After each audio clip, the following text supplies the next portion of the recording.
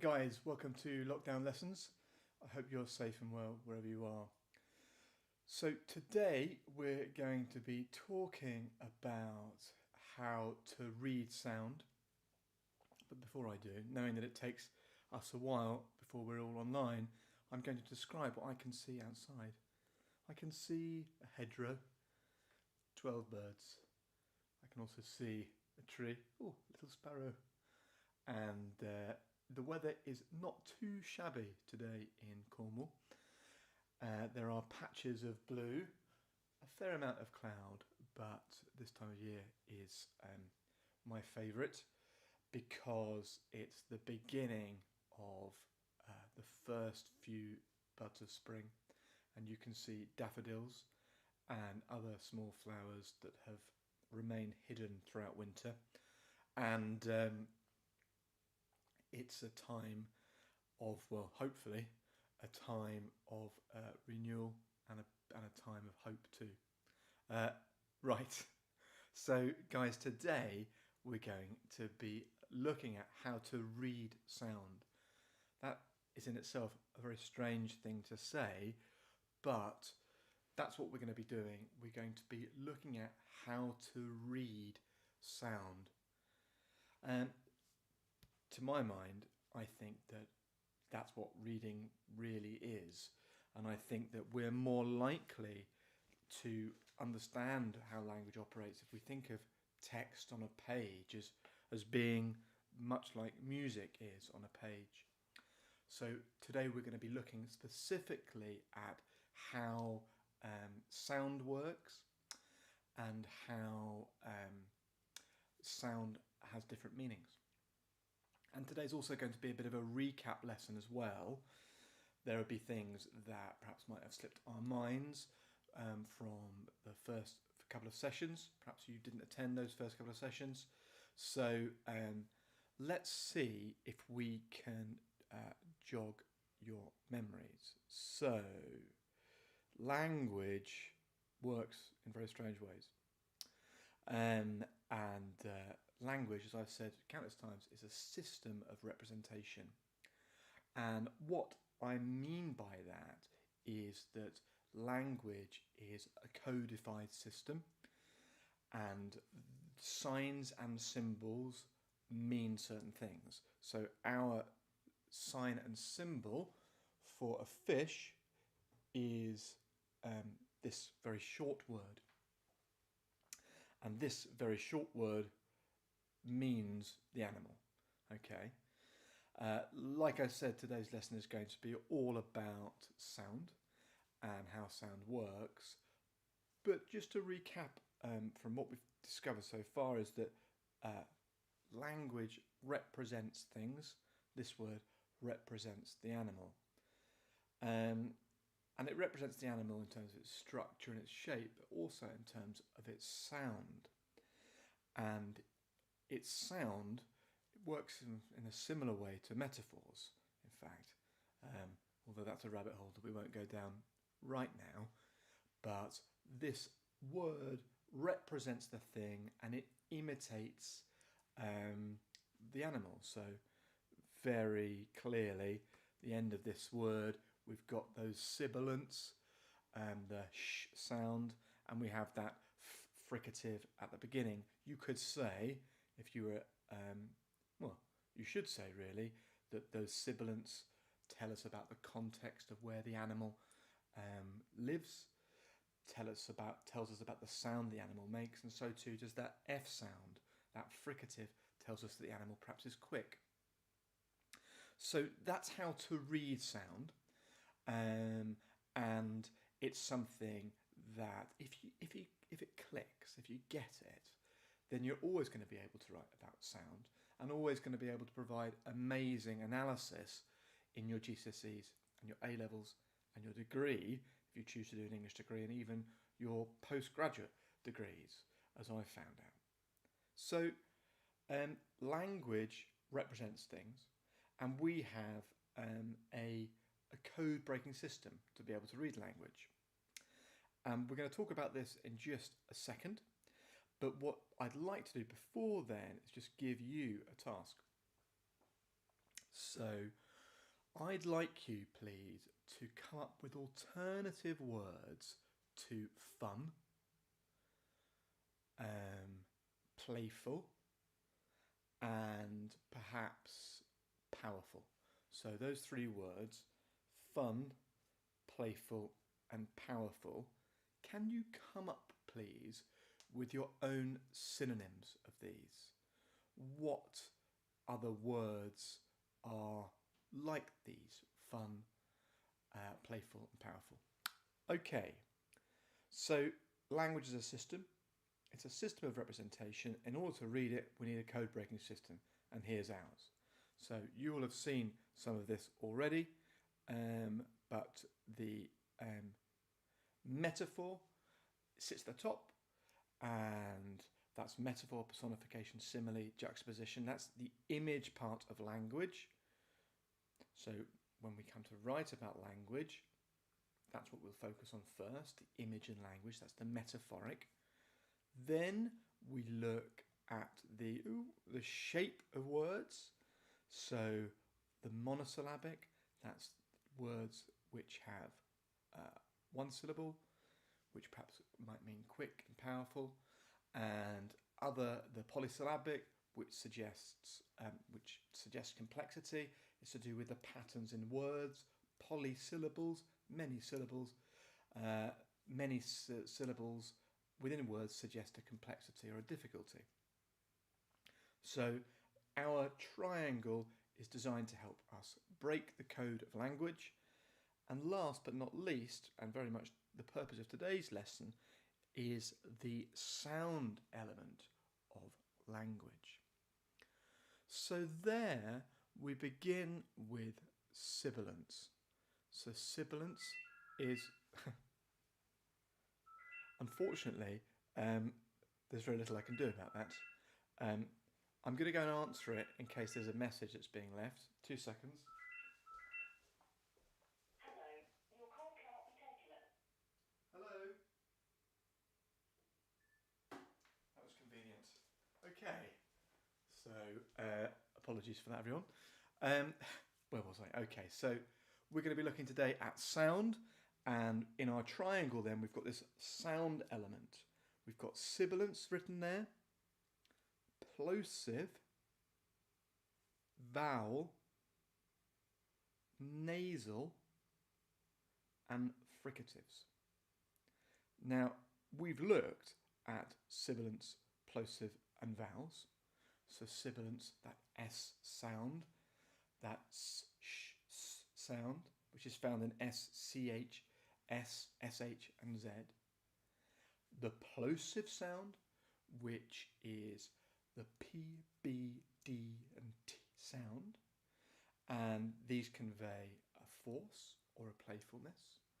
And then we also have the vowel sound, which stretch, meaning sometimes they're great sounds because they imitate emotion, and that's the A, E, I, O, U sounds, the A, E, A sounds. So these different sounds have functions, and I'd like to introduce you to 2 different sounds. So Chloe has got back to us. Thanks, Chloe. So we've got different words for fun. So entertaining, entertainment, good. Amusement, that's very good too. Playful, jolly, lively, excellent. And powerful, strong, and mighty. Okay, good. Some lovely adjectives there, and they're going to be very useful for our lesson. So we'll come back to those in just a moment. So at the bottom of our triangle then we have nasals. Now nasal sounds are the sounds that you can probably clearly make the link between why they're called nasals. So if you were to say G or N or Ng, you couldn't almost feel a vibration around the nose, and they're called nasals. And these letter sounds are the G's, the N's, the M's, and the NG's. So you might want to make a bit of a note of this. If you have a quick look, you can see they're G and N and M and NG. And these sounds often are unsettling. They're unsettling unnerving. They're also used to describe things that perhaps are disgusting or smelly. You might find words that use nasals, words that convey something that's disgusting or horrible. They might often use nasals. So we need our code-breaking system to be able to look at language. We need to be able to know what we're looking at when we look at text, or when we hear text, what we're listening to. And as an analytical reader, you need to be able to identify when you hear different sounds, and perhaps even when you hear different sounds on the page, whether they're plosives, whether they're sibilant sounds, or whether they, in this case, are nasals. Another sound is, is the fricative sounds. So fricative sounds are the F and the V and the TH. So all these sounds are terms for the ways in which we manipulate our mouth. With the sibilants, we're letting air flow out of our mouth, but only slightly. And we're using the tongue, you might have to try this at home, to create that snake-like sound. Sibilants. When it comes to plosives, as I talked about before, we're cutting off the air and then releasing it, either by shutting our lips or closing our tongue against our teeth with the p, b, t. You can hear that force. So that's sibilants, that's plosive. Then you've got the vowel sounds, as we talked about. That's the open sounds. They're the open sounds. And now we've got the nasals. You place your tongue against the roof of your mouth to make that sound. Air is flowing now through your nose. And now we have the fricatives, which is my favourite sound, which is you're closing your lips, one type of fricative, and you're letting just a bit of air come out, but you're using your teeth instead of your tongue as you would in sibilants to keep that air open. And these sounds, fricatives, convey a danger, an aggression, and a softness. So danger, aggression, or softness. And the nasals, something unsettling, or even something playful too. So this is really what I wanted to talk to you about, because sounds, you need to be able to recognise them on the page, and you need to be able to hear their quality, again, on the page. But you also need to decide whether a sound is either positive or negative. And you can only do that through your own judgment. Been teaching this for a long time, and I always say, fricatives, they convey an aggression, they convey a danger, but they also convey a softness. And that could be quite confusing information, but you have to decide based on the context of the what's in front of you. Context means what? What does context mean? Have a guess.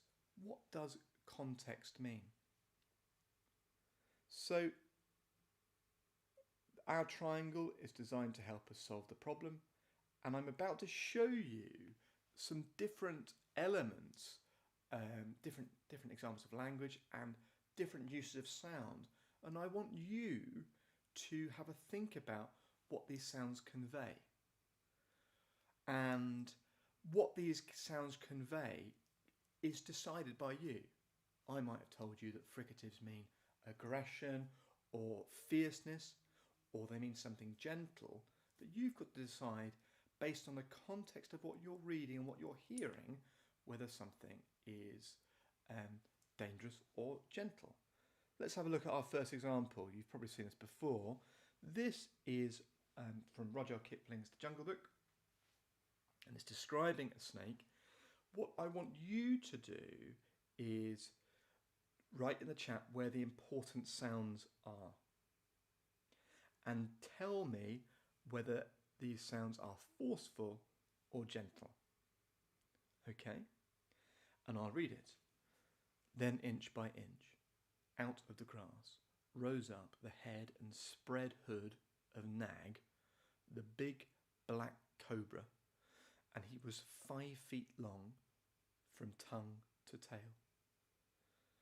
What do you think? Are these sounds forceful or playful? You can only decide based on the context. So write in the chat where the sounds are, which are the important sounds and sound words, and are they forceful or gentle? Only you can decide what that context is. And that's a decision that you need to be making all the time, really, when it comes to language. Is what I'm hearing forceful? Is what I'm hearing gentle? And in the case of studying language for your GCSEs, how is the writer using language? How does his language show force or gentleness? Okay, so we're going to have a look at another one. This is another example now. This is Roald Dahl. So again, the same technique I'm after as well. Please write in the chat whether you think this is where the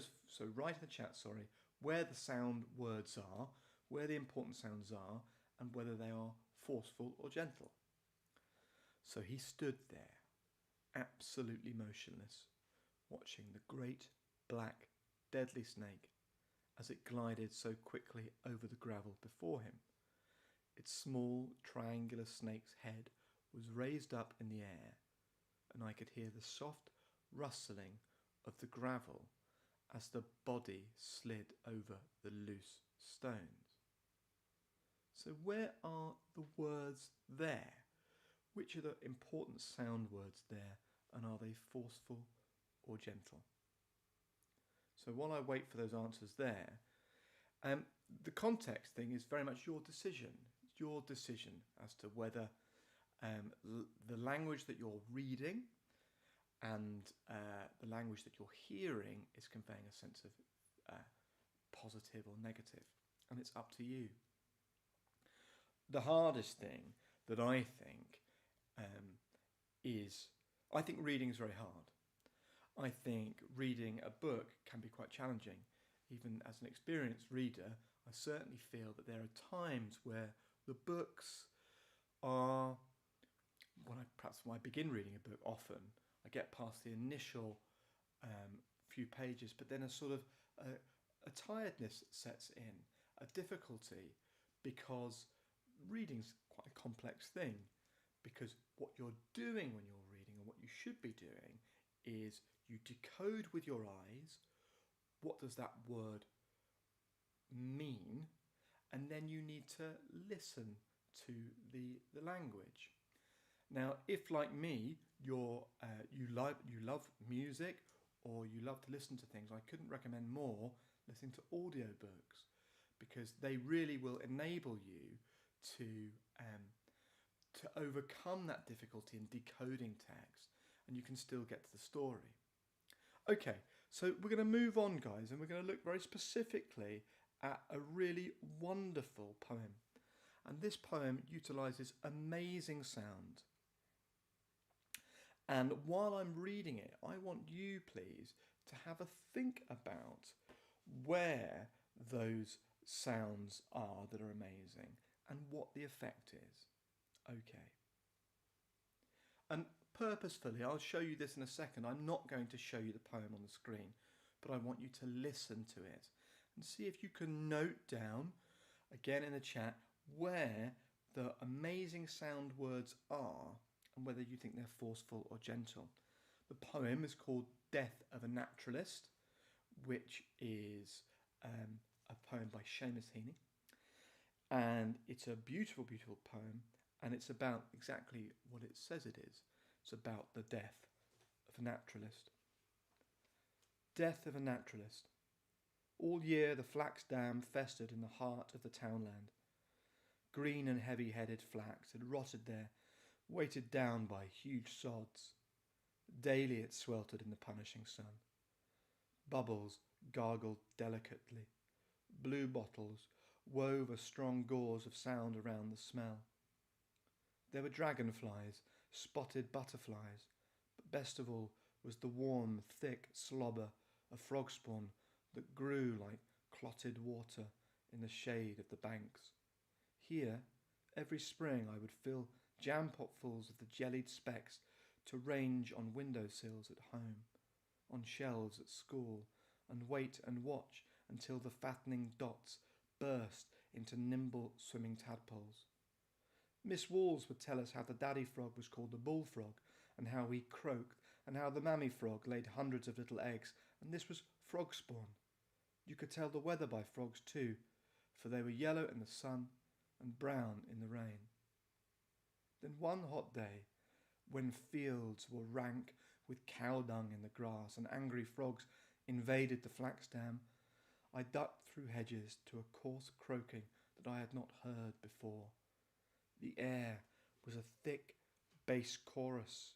Right down the dam, gross-bellied frogs were cocked on sods, their loose necks pulsed like sails. Some hopped. The slap and pop were obscene threats. Some sat poised like mud grenades, their blunt heads farting. I sickened, turned and ran. The great slime kings were gathered there for vengeance, and I knew that if I dipped my hand, the spawn would clutch it. That poem, that very beautiful poem, is about the death of a naturalist. A naturalist is somebody who loves nature and somebody who is fascinated by nature. I'm sure many of you are watching or have watched Spring Watch or the David Attenborough shows, and David Attenborough and men and women like him, very much naturalists. But here, Seamus is saying that this is the death of a naturalist. And it's perhaps clear why the thing that fascinated him initially actually repulses him in the end. So if we look at this poem, we have on the left-hand side there are two stanzas, two different parts of the poem, one on the left, one on the right, and they have a kind of beginning end quality to them. His fascination with nature on the left, and on the right the horror of nature and the unbelievable quality almost of frog spawn. He says, if you look at that first stanza there, frog spawn that grew like clotted water in the shade of the banks. He says he would fill jam-potfuls of the jellied specks to range on the windowsills at home. In a few lines above that, on that fifth line down, he talks about bubbles gargled delicately and blue bottles and dragonflies. And those bubbled gargling delicately, they're very much those positive plosives, aren't they? Those bubbles delicately gargling. So it does it does sound very different. It does sound gentle and forceful in different places. And this poem is exactly that. That gentle beginning, and then something a little ugly. So if we look towards the bottom of that poem, and on the first stanza on the left, the fattening dots burst full of plosives there, into nimble swimming tadpoles, and then this lovely remembered anecdote of what his teacher says, the mammy frogs and the daddy frogs. So that left-hand side is full of bubbling and positivity, and there's not too much ugliness. But then, on the second-hand side of things, there are some ugly things. Now I wonder in that second part whether you can write down the words that sound ugly. I'll read it again, and if you can, just write in the chat where those words are ugly. Then one hot day when fields were rank with cow dung in the grass, the angry frogs invaded the flax dam. I ducked through hedges to a coarse croaking that I had not heard before. The air was thick with a bass chorus. Right down the dam, gross-bellied frogs were cocked on sods. Their loose necks pulsed like sails. Some hopped. The slap and plop were obscene threats. Some sat poised like mud grenades, their blunt heads farting. I sickened, turned and ran. The great slime kings were gathered there for vengeance, and I knew that if I dipped my hand, the spawn would clutch it. Yeah, lovely, Evie. Yeah, so that coarse croaking, that use of alliteration on the right. Are there any more, Evie, that you could spot?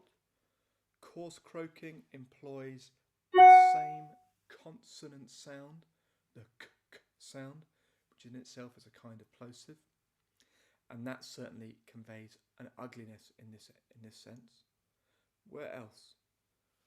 Where else is there ugliness? Slime and sickened. That's really good, Chloe. So you've got that sibilant S, and throughout the stanza, there's loads of sibilants, and it really is suggesting something sinister, something ugly, but also cleverly, and Seamus is a brilliant writer, is telling us not only these things ugly and disgusting, but there's also that mimetic quality. It's imitating what he can hear and what he can see. The slap and plop, yeah, fantastic. So you've got the plosive at the end of the letter, and the end of the word in slap, and then the two plosives in plop, and then you've got, of course, that sibilance beginning it all. Are these words ugly? And I wonder why the writers use them. Why is he using words on the right that are so negative? Grenades, that's not a positive word. And on the left, there is a playful fun. They're jellied, they're jam potfuls, they're bubbling. But on the right, it's much more sinister. He says, their loose necks pulsed like sails. I mean, I think that's amazing in both a sound sense. Their loose necks pulsed like sails, but there's something very visual about that. You can imagine those frogs, and you can imagine their loose necks and how they're pulsing. There's something repulsive about it. And that's interesting, and I reckon the writer would have known that too. I reckon he would have known that repulsive and pulse are pretty closely related. Sound has meaning. It conveys different things. Seamus grew up on a farm, and he did not become a farmer, but he became a writer. There's another poem that he wrote called Digging, and he talks about his family using tools to dig the ground, and he uses a pen. And there's something about Seamus's, whilst he's fascinated by nature, and that's certainly true of his poems, there's also a repulsion to it too. And I think that you can almost see in this poem, there's the death of a naturalist, but there's also the birth of a writer. And that's beautiful. It's a beautiful thing that he's shown us. And what I love about the poem is how vivid it is, how extreme the imagery, but the great slime kings, mud grenades, obscene threats, pulsed, gross-bellied frogs. There's something so ugly about this description, but not ugly necessarily in the most dangerous of ways, but in a way that is obscene, a way that is almost perverse. And he manages to show us that he feels that nature is disgusting through the sound choices that he makes. Being a critical reader requires us to hear. It does require us to decode on the page, but it requires us to hear and to listen. Now, there is a homework for those of you that would like to attempt it, and I'm going to show you an extract, a very short extract from the beginning of a book. This book is often on the GCSE set text. And what I'd like you to do is, I'll show it to you now. I'd like you to write down and send in to me at lockdownlessons@skoolcornwall.com what the important sounds are here, and what do they imply? Do they imply danger or a gentleness? Okay. This is the beginning of a very famous book, Lord of the Flies, and I want you to tell me which are the important sounds and whether they convey power and aggression. And that very brief activity that we did at the beginning, Chloe, when you talked about, when I said, different words for playful, and you said jolly, lively, and for powerful you said strong and mighty. These are the kinds of adjectives that you can use to describe sound. So in this exercise at home, read this. You can pause this screen when it's finished recording, and just send in to us which words are the most important in a sound sense, and which words convey and whether they convey a power or aggression or a gentleness. So I'll read it and then I'll sign off. The boy with fair hair lowered himself down the last few feet of rock and began to pick his way towards the lagoon. Though he had taken off his school sweater and trailed it now from one hand, his grey shirt stuck to him and his hair was plastered to his forehead. All round him the long scar smashed into the jungle was a bath of heat.